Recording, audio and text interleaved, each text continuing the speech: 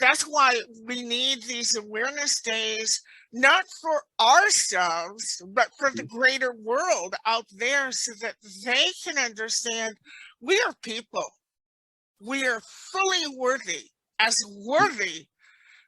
anyone else. What do you say to parents who are it's a struggle. I mean, I know for our own kids, we had a surgery done with our he's a 12 now, but when he was a year old, we had major surgery, and the doctors kept on saying, well, it was a risky thing. You either do it, it either works, or it doesn't work. We had it done, and it worked out beautifully. But what do you tell parents who? 'Cause I mean, it's a tough decision, but what do you tell parents who are kind of like, you know, they're not, they're dealing with the fact that I have a child who has a disability. I think first of all, as a parent, you have to allow yourself to to grieve. You have to allow yourself to say, okay, this isn't what I thought it was. A lot of times we don't give ourselves permission to do that. So we go our whole life thinking, well, if I can make this normal, then I'll be okay. But I think the first thing we have to do is allow ourselves to say, you know what? It's okay to not be okay. It's okay to not have all the answers. But I think, there's all this pressure, like you said, from all the outside world to do this, to do that. And, you know, one of the reasons I got into social work is because what I want to help do is create resources for parents with kids with disabilities. Because I'll tell you, there's not enough support at all for parents who are trying to navigate this road. In fact, parents are the ones who are on the wayside. They're on the outside looking in because, we have support for the kids, but we have no support for the parents, and it is really brutal to walk that road. And parents, I mean, from the when you get married, for richer, for poor, for better, for worse, it's sort of like, okay, I promise, but and I think it's human nature to want a perfectly healthy child. I think it's totally human nature, and nobody is there in school to help children realize that's not how life works. Life doesn't work that way. I hear people complaining about getting the COVID shot, and I'm going, wait a minute, I wore casts for 3 years. I had my legs sawed up when they took the cast off. I've been there, done that. A shot is not much, okay? And so people have to realize that going into parenting, it's complex. It's like, I didn't sign up for this. Well, that's what you've got, and I think that's where we all are together, when parents can reach out to the adults, um, and get some wisdom from us, because we've lived all these years. And how do we do that? I know that there,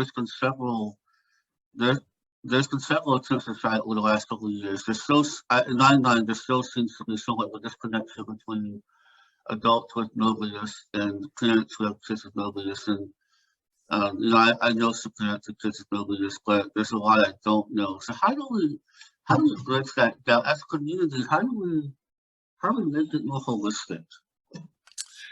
Um, for me, um, I I went, and I basically looked at the psychiatric survivors community, that which has a long active history and has done a lot of things, where maybe the key thing is learning how to listen to the emotions.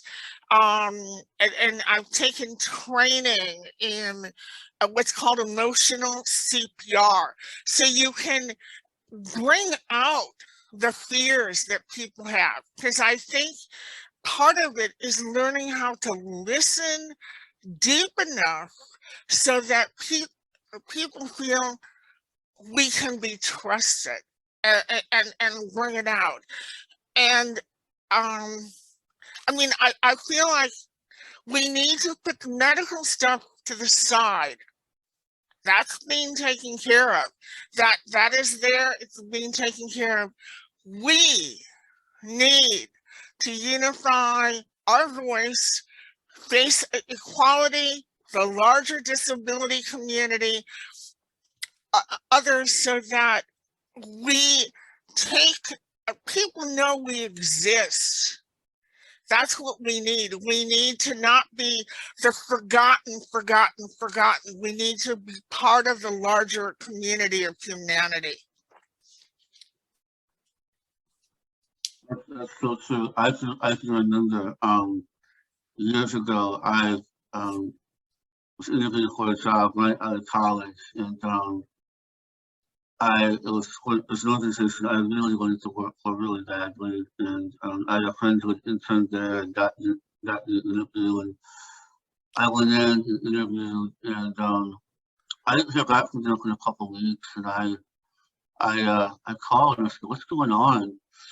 And they basically said straight out, "We're not going to hire you because people can't understand you." And it's interesting because now that I work with adults with disabilities and their families, I found that because I have a disability of my own, often that just it eases their fears. It helps them to be more open, Yes. more honest, and they're able to just be themselves. And I love that because I I want to help people grow. And when I think about all of us movers, we all had something to offer. We all had something to give, and we all want to share experiences in our story. But let me close and ask you this question: as we look forward to, let's say, the 2022, what? Because I know we're even now less than a month out. What? Why is this so important? Why is it so important that people know about it? In order for me to exist, okay, because I grew up where I was told your father went out and cried the night you were born. I was told we were afraid to have more children because of you. Those things stuck in me because they were facts. And I think that there are facts that many parents now, today, can relate to. And yet they hurt like hell because I knew that my existence as a newborn screwed up my family. And so I go through growing up, and when I started to ask questions, there were no answers. They weren't ready. I was yelled at for asking questions, and so I decided to stop having feelings because I thought that's what all the grown-ups did. So that part of me, I just put aside. Real me, I named it Real Me. And I became the teacher, and oh, I had all the wisdom. I mean, I could do all that stuff, but Real Me held that pain. And I have no doubt that there are many people with Mobius who identify with having a part within them that hurts, a part that really, really hurts, a part that they don't know how to talk to, they don't know how to help, but it's still there. And yet, I mean, I can tell when I'm one versus the other. I want for the pain that we went through to be honored. I want for us, I want for the larger community to understand that we exist.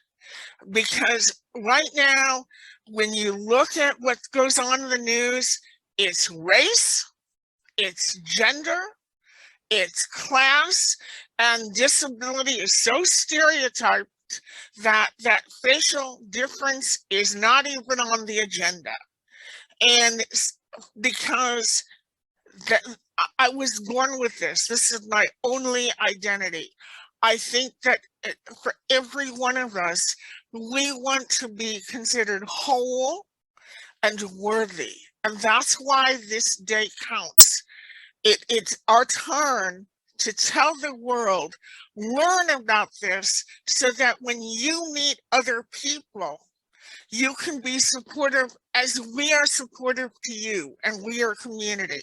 So And I think you raised so many good points, and as you were saying that, I was just thinking about all the times that I know I'm afraid, or I feel like I'm not my full self. And we could go on talking about this for hours. One of the things I think that people struggle with movies and a lot of different things to equality is the area of jobs and interviews. And even with a master's degree, I still, when I go into interviews, I sweat because I know that people, there's that question in their minds, who really is this person? You know, they see my facial differences, they see my speech differences, and you never know what they're thinking. You know, they can't, technically they can't discriminate, but they can always not hire you and hire someone else and say that it's for a different reason. So it's interesting to me how we we need to normalize disability. We need to normalize the fact that we're all different and it's okay.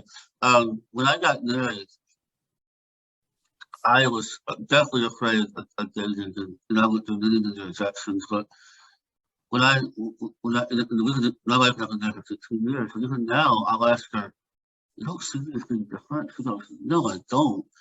I'm like, "How do you not?" And then I talk different, I look different, but I was afraid.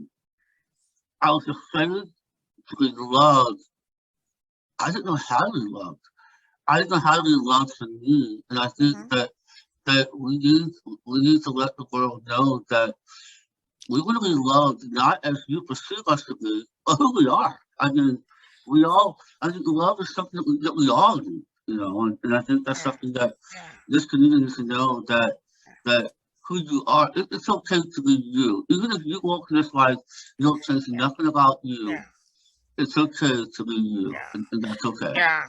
And I would hope that we find a way so that people with Mobius, whether it's kids, teens, adults, that an environment is created supportive, so supportive, so that people are not ashamed or fearful of sharing the deeper truths about how alone they felt and how weird they felt, so that others can hear that and not discount it, but to hear it and to support one another, so that we are truly part of the fabric of humanity. We're not over, you know, in the corners. So Absolutely. Well, Sandy, thank you so much for your time tonight. Really appreciate you taking time out of your day to join us, and look forward to the press release being sent out there, and look forward to having more conversations with you in the future. okay.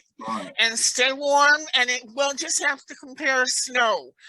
Tonight it's Absolutely. gonna be 18 or 19. Yeah, it's in the 30s here. And I'm not smiling, folks.